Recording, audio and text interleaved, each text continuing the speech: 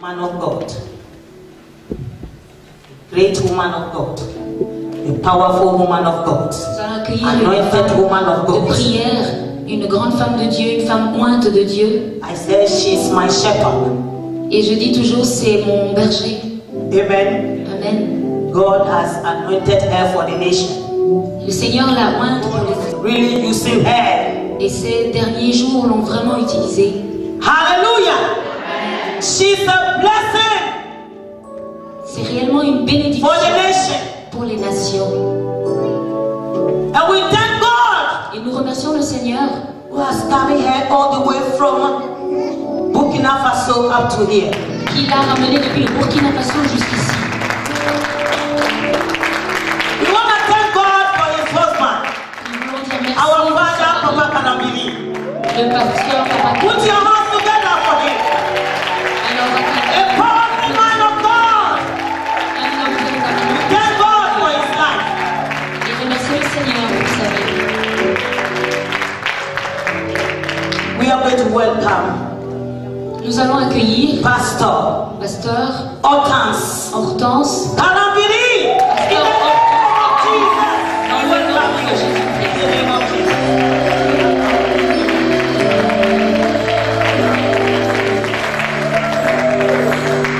Amen.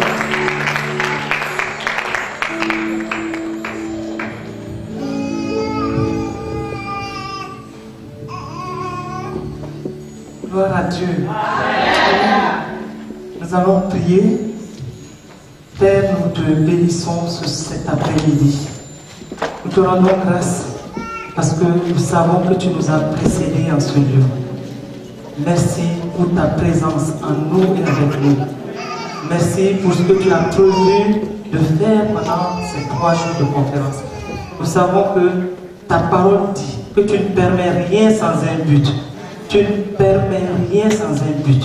Il y a un but que tu veux atteindre à travers cette conférence. Tu es le Dieu assis sur ton trône qui contrôle toutes choses, chacune des vies. Et c'est pourquoi nous te laissons toute la place.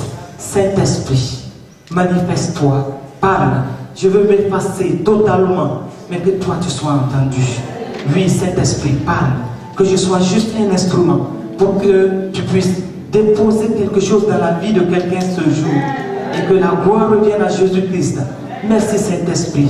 Nous t'accueillons, nous te saluons, nous te laissons toute la place. Et merci Saint-Esprit. Oui, nous voulons t'accueillir en t'acclamant. Merci, merci Saint-Esprit. Gloire à toi. Gloire à toi Jésus. Est-ce que c'est vraiment pour le Saint-Esprit que tu acclames? Je crois que si c'est vraiment pour le Saint-Esprit, tu vas le faire plus fort encore.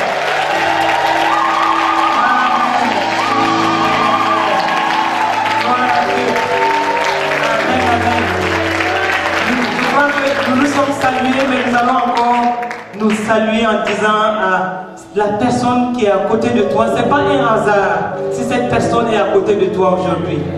Tu vas lui dire, tu as la grâce d'être à côté de moi aujourd'hui. Amen. Tu as la grâce, c'est une faveur pour toi. Amen. Gloire à Dieu. Amen, amen. Asseyons-nous dans la présence du Seigneur. Amen. Est-ce que nous pouvons apprécier et acclamer pour le Seigneur pour la chorale?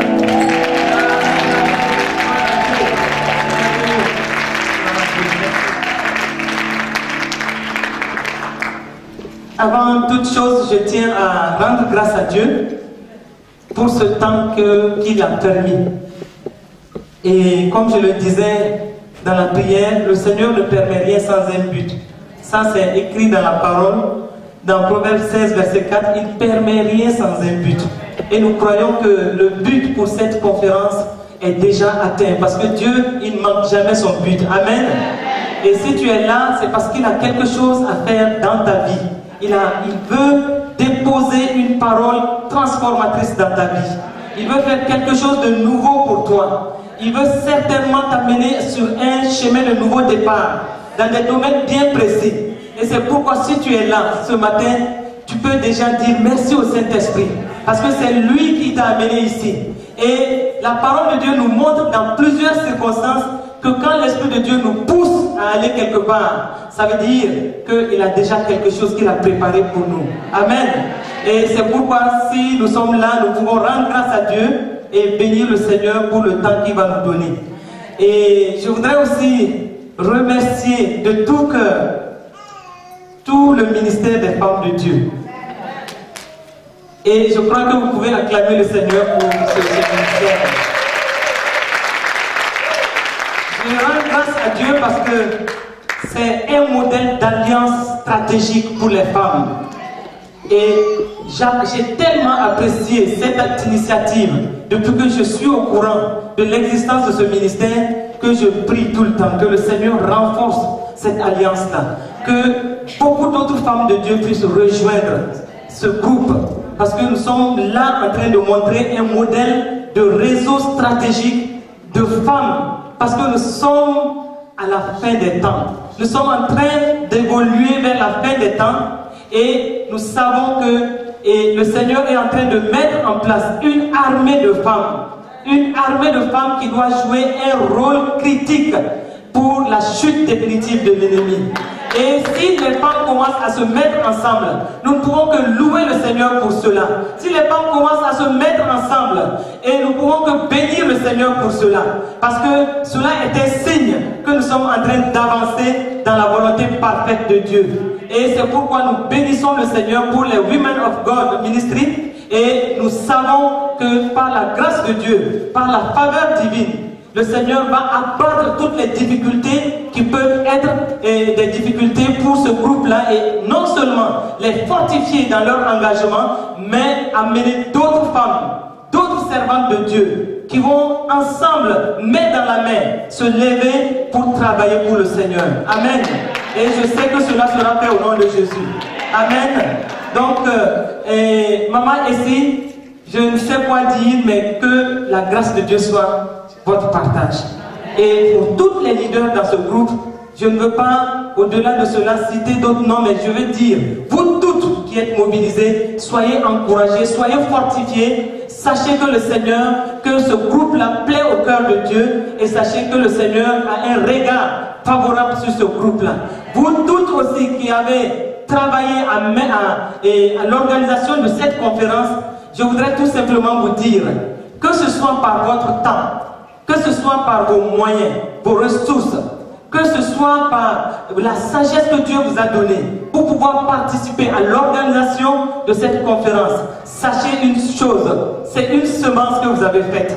Et chaque semence, dans chaque semence, il y a toujours une récolte. Et je prie que le Seigneur vous fasse récolter au-delà de votre entendement. Tout ce que vous avez fait, le simple fait de venir ici, cet après-midi, le simple fait d'être là par votre présence, sachez une chose, c'est une semence que vous faites.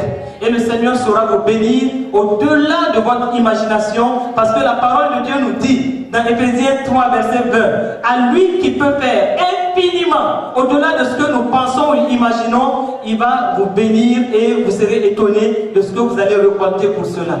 Donc, et je veux vraiment bénir le Seigneur aussi pour notre cher papa Karambiri qui m'a laissé venir et il me charge de vous saluer. Il m'a chargé vraiment de tout cœur de vous saluer. Et il m'a dit encore ce matin, c'est parce que ce sont mes filles. Sinon je ne t'aurais pas laissé partir. Parce que en plus aujourd'hui, c'est notre jour d'anniversaire de mariage. Gloire à Dieu. Voilà, donc ce matin il m'a réveillé très tôt pour vraiment me bénir. Amen. Et il me dit vraiment, comment? Ah oui, amen, amen. Donc, et je crois que vraiment, je prie que le Seigneur, que cette onction qu'il a dans le mariage, que le Seigneur déverse ça dans la vie de chacun. Parce que je crois vraiment que le Seigneur l'a convaincu par rapport à l'importance de la femme. Il l'a convaincu par rapport à l'importance du mariage. Et moi, je suis en train de vivre des grâces avec lui. Et je prie que ces grâces-là se répandent sur vous. Parce que je sais vraiment que c'est un homme que Dieu a suscité, non seulement pour la parole de Dieu, mais il est en train d'être aujourd'hui un modèle d'encouragement pour les femmes. Parce que si je vous dis cela, je sais de quoi je parle. Et dans nos milieux où les gens sont encore un peu réfractaires au ministère des femmes, lui, sa voix s'élève toujours pour encourager les femmes à travailler pour le Seigneur. Sa voix s'élève toujours pour pouvoir consacrer des femmes dans les ministères différents. Sa voix s'élève toujours pour faire taire les hommes qui veulent s'interposer au ministère des femmes. Et un peu partout, quand il se déplace, il parle toujours du ministère des femmes. Il encourage toujours les serviteurs de Dieu à mettre les femmes en avant, à mettre les femmes en première ligne et à les engager dans l'œuvre de Dieu. Moi, je crois que Dieu l'a suscité et nous devons le reconnaître. Ce n'est pas parce que c'est mon mari, mais parce que je vois comment il est en train d'agir pour que les femmes soient reconnues dans le ministère. Et il développe les enseignements à tous les niveaux pour convaincre tous les cœurs qui résistent encore. Il est en train de convaincre les cœurs qui résistent encore pour que les hommes qui sont encore réfractaires au ministère des femmes, pour que ces hommes-là puissent lâcher prise. Parce que c'est la volonté parfaite de Dieu que les femmes se lèvent et qu'elles travaillent pour le Seigneur. Et nous voyons, par exemple chez nous, depuis qu'il a consacré successivement des femmes dans des ministères différents, nous avons vu l'Église changer de face. Parce que simplement les femmes sont en train de travailler. Parce que simplement les femmes sont responsabilisées. Parce que simplement les femmes se sont effectivement levées et elles ont cru en ce que Dieu a mis en elles et elles sont en train de travailler. Je peux vous dire une chose. Et depuis que les femmes se sont levées chez nous, à l'église, et je peux dire que l'église est en train de doubler en ce moment. Actuellement, il n'y a plus de place. Mais quand on scrute, quand on regarde, on sait que les femmes sont en train de jouer un rôle prépondérant. Personne ne doute de cela. Quand on regarde la vie de prière, ce sont les femmes qui dirigent. Et c'est quand nous nous sommes levés en tant que des femmes de destinée, c'est comme ça qu'on s'appelle, en tant que des femmes de destinée, quand nous nous sommes levés, nous avons impacté tous les domaines de l'église. Et nous avons non seulement réveillé l'église d'une certaine façon, et ça c'est visible. Même ce matin, quelqu'un me disait, on sait que les femmes travaillent ici, dans cette assemblée. Parce que la vie de prière est tenue par les femmes. Et c'est par les femmes qu'on a mis en place des chaînes de prière 24 heures sur 24 sans arrêt. Et ça fonctionne 24 heures sur 24. C'est-à-dire qu'il n'y a même pas 5 minutes où on peut dire que les gens ne sont pas en train de prier. Donc, et ça c'est tenu par les femmes, c'est animé par les femmes, ce sont les femmes qui sont au devant. Nous voyons un changement radical au niveau de l'église. Et moi je suis le pasteur de l'église locale du TBI, du Tabernacle Bethel Israël. Et aujourd'hui nous sommes en train de monter à 7000 personnes. Parce qu'avant on était dans les 4000, actuellement les sœurs sont là, elles peuvent vous le témoigner. Actuellement on n'a plus de place. Et donc j'ai toute une équipe pastorale autour de moi que j'ai organisée. Et ça, et pour l'église locale. Et donc régulièrement on a des pastorales où nous sommes en train de voir dans la vie de l'église qu'est-ce qui va, qu'est-ce qui ne va pas. Et nous sommes en train de nous attaquer à tous les domaines. Et je dirige cela et je vous assure que tout va très bien. Et après chaque dimanche, je mets toujours 2 pasteurs qui font la ronde, qui tournent partout, pour être sûr que tout le monde est assis. Mais je vous assure, chaque dimanche, on vient me dire, à la fin du culte, qu'il y a encore des centaines qui étaient debout. Donc, il faut acheter d'autres chaises. Actuellement, on a fait des agrandissements. Même ces agrandissements, nous sommes en train de voir que ça ne suffit pas. Donc aujourd'hui, nous sommes en train de viser une église de 15 000 places.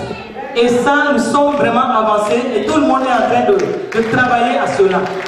Donc quand tu prends la vie de l'église, je peux te dire une chose. Si on enlève les femmes aujourd'hui de l'église, et je suis sûr, ça va fonctionner, mais ce que nous voyons aujourd'hui, c'est vraiment, il y a une touche particulière des femmes. Et donc à tous les niveaux, et le style même dans l'église, on a mis en place des équipes, des décoratrices sont mises ensemble, elles sont en train de voir tout ce qu'il faut faire pour que l'église soit très belle. Et quand on rentre, on sache tout de suite qu'il y a des femmes ici. Et je crois que c'est tout ça aussi, être femme et vraiment être dans l'église. Donc vraiment je peux bénir le Seigneur. Et ce matin quand le papa priait pour moi, j'écoutais ce qu'il disait, je me suis réjoui. Il a dit vraiment qu'il voit comment le travail est en train de se faire. Et il a béni le Seigneur parce qu'il a dit que Dieu m'a amené comme un don pour lui. Et donc vraiment moi-même je rends grâce à Dieu, mais je veux tout simplement dire, et cet après-midi, que chaque femme a cette force-là de pouvoir transformer les situations, de pouvoir faire des retournements de situation, d'amener du renouveau. Chaque femme a cette force. Parce que quand Dieu a créé la femme, il y a ce mystère-là qu'il a mis dans la femme. Un mystère que même les hommes ne peuvent pas cerner. Donc, c'est un mystère qui va à la longue terrasser l'ennemi. Et c'est ce que nous devons comprendre. Nous ne sommes pas n'importe qui. Chaque femme doit dire, il y a quelque chose de fort en moi. Chaque femme doit dire, il y a une onction de femme en moi. Une onction qui transforme les situations. Une onction qui ramène le renouveau. Une onction qui amène toujours un nouveau départ. Ça, c'est la femme. Et ça, c'est pas le fait d'une personne, d'une seule femme. C'est toutes les femmes qui ont ça. Et une femme qui est investie de l'Esprit de Dieu, je peux te dire une chose. Satan te craint. Satan te craint. Satan te craint. Et il sait que tu es un instrument qui va assurer sa chute un jour. Satan hait la femme, mais il craint la femme. Il a toujours ce double sentiment contre la femme, par rapport à la femme. Il craint la femme, mais il la hait.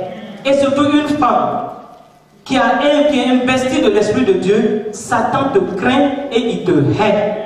Et c'est ce qui explique toutes les forteresses qu'il va mettre autour de toi pour t'empêcher d'avancer dans ce que tu dois faire pour le Seigneur. Si les femmes avaient cette révélation, beaucoup de choses allaient changer. Parce que souvent nous voyons que nous sommes celles-là qui semblent avoir plus de problèmes. Est-ce que c'est pas vrai? Les femmes semblent avoir le plus de problèmes. Quand tu prends les femmes dans tous les domaines, tu vas te rendre compte qu'il y a des difficultés. Mais en réalité, qui se trouve derrière ces difficultés?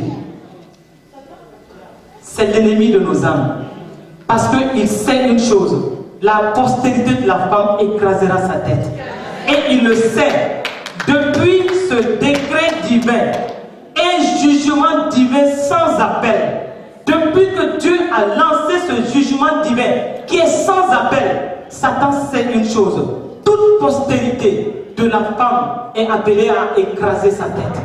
Et donc, Dieu, en parlant ainsi, depuis Genèse 3, verset 15, depuis que Dieu a lancé ce jugement divin sans appel, Satan savait qu'on progressait vers Marie. Et le voile était levé pour dire qu'un jour, une vierge va enfanter. Un jour, une vierge va donner naissance à un fils qui va écraser la tête du serpent. Et nous sommes les filles de Marie aussi. Et donc, dès que nous sommes une femme investie de l'Esprit de Dieu, tu es appelé à mettre fin aux œuvres des ténèbres et à mettre fin à l'œuvre de l'ennemi, non seulement dans ta famille, mais aussi dans l'Église. Et c'est pourquoi nous devons nous prendre au sérieux. Nous devons comprendre une chose. Nous ne sommes pas n'importe qui. Nous devons comprendre une chose. Dieu nous a fait pour un but bien particulier. Sans la femme, écoutez-moi, l'homme ne peut pas réussir le plan de Dieu dans sa vie. Sans la femme, l'homme ne pourra pas. Ça, c'est même biblique. Ce que je dis, c'est biblique. Je ne suis pas en train d'inventer ni d'exagérer. C'est Dieu qui a dit dans Genèse 2, verset 18, il n'est pas bon que l'homme soit seul. Je lui ferai une aide semblable à lui. Et je lui ferai un secours. Je lui ferai une assurance. Je lui ferai une sécurité. Voici ce que Dieu dit de la femme. Parce que quand Dieu disait cela, c'est parce qu'il avait parcouru, il avait regardé toute sa création, tout ce qu'il avait fini de faire. Il a regardé à tous ces niveaux et il s'est arrêté au niveau de l'homme, au niveau de la vie de l'homme. Il a dit, cet homme-là, il doit me représenter sur cette terre. Cet homme-là, c'est par lui que le plan, mon plan sur la terre doit s'exécuter. Moi, Dieu, je vais m'occuper de tout ce qui est céleste, mais lui, l'homme, il doit s'occuper de tout ce qui est terrestre et physique. Mais il a regardé, il a dit, non, si je me laisse ainsi, le plan que j'ai, le consensus que j'ai fait avec lui, ce consensus-là ne sera jamais atteint. Le plan que je vois qu'il doit atteindre, il ne pourra pas le faire s'il n'y a pas cet être semblable à lui. Et c'est ainsi que nous avons vu, nous voyons dans la parole de Dieu, c'est à partir de là que Ève va être tirée de l'homme. Et c'est pour dire que sans toi, quelque chose va manquer dans ta famille. Sans toi, quelque chose va manquer dans ton église. Sans toi, le monde va manquer de quelque chose. Parce que tu es extrêmement importante. Aux yeux de Dieu, tu es importante. Et Dieu te voit ainsi. Quel que soit ce par quoi tu es passé, je peux te dire aujourd'hui une chose. Dieu ne voit pas tes problèmes. Il ne voit pas ceux de ton passé. Il ne voit même pas ceux par quoi tu es passé. Lui, il regarde, il te regarde et il sait que tu es un instrument valable pour son royaume. Il te regarde, il dit ce qui est passé. Mais j'ai un avenir pour toi et un projet pour ta vie, pour la paix, un projet pour que quelque chose se passe dans mon royaume. Et c'est pourquoi, moi je crois que pendant ce temps-là, ces 3 jours, je suis sûr d'une chose, Dieu va te parler. Je suis sûr d'une chose, quelque chose va se passer dans ta vie. Je suis sûr d'une chose, l'Esprit de Dieu, ce qui doit être ôté dans ta vie, il va ôter cela. Ce qui doit être ôté dans ta famille, il va ôter cela. Il va te donner certainement un nouveau départ, un départ pour que ta marque soit véritable dans son royaume. Son royaume va manquer de quelque chose si tu ne te lèves pas pour agir. Et tu dois te lever. Tu dois quitter ta position assise. Tu dois quitter cette position de prostration. Tu dois quitter cette position où tu ne t'es pas en train d'impacter. Parce que là où tu te trouves, quelque chose est en toi. Un potentiel est en toi. Et ce potentiel-là, Dieu attend que tu te lèves avec ce potentiel. Amen. Amen.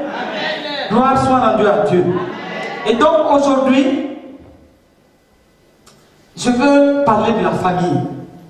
Je veux commencer cette conférence-là en parlant de la famille. Et je crois que depuis l'année dernière, les Women of God Ministry, en priant, elles avaient véritablement reçu qu'on parle de la famille. Parce que nous savons qu'il y a toute une pression qui s'abat sur la famille. Une pression négative qui s'abat sur la famille aujourd'hui et qui fait que les enfants de Dieu n'arrivent pas à certains niveaux à atteindre certains buts, non seulement pour leur propre vie, mais pour aussi l'Église. Parce que équiper pour impacter, il faut commencer par la famille. Si tu ne peux pas impacter dans ta famille, tu ne pourras pas aussi impacter dans l'assemblée des saints. Et tu ne peux pas impacter en Judée et en Samarie. Ta famille, c'est ton Jérusalem. C'est là où tu dois commencer. Mais pour commencer aussi là, il faut que tu sois équipé. Que tu rentres dans la vision de Dieu pour la famille. Tu rentres dans la vision de Dieu pour l'Église. Mais pour l'Église, ça commence à la maison. Ça commence dans la famille. Et c'est pourquoi, si je dois donner un titre à ce message d'aujourd'hui, je dirais simplement une famille selon le cœur de Dieu. Une famille selon le cœur de Dieu. Et je t'invite à écouter, mais à ouvrir aussi ton cœur. Parce que c'est un domaine, souvent, quand on aborde ce domaine-là, souvent, suivant les expériences que les uns et les autres ont effectuées dans ce domaine, et ils ont comme des clichés, et souvent il y a comme de petites barrières. Mais moi j'ai prié, il dit que le Seigneur dispose nos cœurs. Parce que ce que je vais dire aujourd'hui, si tu prends cela au sérieux, quel que soit l'état dans lequel tu te trouves dans ta famille, je dis bien quel que soit, quelque chose va se passer pour toi. Et quel que soit aussi ton statut, peut-être tu peux dire, bon, moi je ne suis pas peut-être marié, mais tu ne sais pas quelle est la mission que Dieu te donne dans ce domaine. Ça c'est aussi une chose. Et tu ne sais pas aussi ce que Dieu prépare pour toi. Et Dieu certainement veut que tu entendes certaines choses pour éviter aussi certaines situations, peut-être quand tu vas être dans ta famille ou encore quand tu vas être face à une famille qui a besoin peut-être d'entendre un mot ou une parole de sagesse venant de ta part. Donc, une famille selon le cœur de Dieu. Et dans ce message-là, je vais revenir un peu sur les fondements d'une famille selon le cœur de Dieu. Et nous avons vu, nous venons de voir tantôt que la femme, elle était dans le cœur de Dieu. La femme, Dieu l'avait prédestinée pour des rôles bien précis. Et nous savons, quand nous voyons comment la femme est venue sur la terre, nous savons que Dieu a vu de la valeur dans la femme. Dieu a vu que la femme aura à jouer des rôles critiques. Sinon, il allait se limiter simplement à Adam. Mais si Dieu est allé un moment à dire, je vois que cet homme-là qui doit travailler à exécuter mon plan sur la terre, cet homme-là n'est pas en train de faire cela comme il faut, ou encore il ne pourra pas être en mesure de faire ces choses-là comme il se doit. Il faut un être semblable à lui, une aide qui va venir et qui va le compléter. Et nous voyons donc dans la parole de Dieu, dans le livre de Genèse, quand Dieu a dit il n'est pas bon que l'homme soit seul, il dit il faut que je lui fasse cet être-là semblable à lui. Et donc nous voyons qu'à partir de ce moment-là, quelque chose va se passer. Donc si nous voyons dans la parole de Dieu ce qui s'est passé, dès que Dieu a dit, a fait le constat qu'il n'est pas bon que l'homme soit seul, qu'il doit lui faire une aide semblable à lui, nous voyons dans la parole de Dieu, au verset 19 de Genèse 2, comment Dieu va procéder. Nous voyons que l'Éternel Dieu forma de la terre tous les animaux des champs et tous les oiseaux du ciel, et il les fit venir vers l'homme. Il les fit venir vers l'homme pour voir comment l'homme va appeler chaque animal. Et afin que tout être vivant portât le nom que lui donnerait l'homme. Et le verset 20 nous dit, et l'homme donna des noms à tout le bétail, aux oiseaux du ciel et à tous les animaux des champs, mais pour l'homme, écoutez bien ce que la parole de Dieu nous dit, mais pour l'homme, il dit, il ne trouva point d'aide semblable à lui. Il ne trouva point d'aide semblable à lui. Donc cet être semblable à Adam, dont Dieu parle au verset 18, il dit, je lui ferai une aide semblable à lui. Mais après avoir fait tout le tour de tous ces animaux, parce que Adam était chargé de donner un nom à chaque animal. Est-ce que vous imaginez tous ces animaux? Adam devait donner un nom à chaque animal. Et le nom reflétant une identité, dès que Adam donnait un nom à un animal, cet animal rentrait dans l'identité qui était collée à ce nom-là. Et il a fait tout le tour. Il a regardé tous les animaux. Il a regardé le lion. Il a regardé le lion avec toute sa majestuosité. Mais cet animal-là ne pouvait pas être son compagnon, son partenaire. Il a regardé la girafe. Vous voyez comment la girafe est belle, avec une robe tachetée. Elle est très belle. Mais vous voyez comment son cou est très long. Donc, si Adam veut prendre la girafe comme son partenaire, vous savez, les partenaires, ils se regardent les yeux dans les yeux. Mais donc, si vous regardez les yeux de la girafe, il sera obligé de prendre une échelle. Il a dit non, ça ne peut pas être la girafe. Après, il a regardé l'éléphant. Il dit, mais l'éléphant, c'est un mastodonte. Il est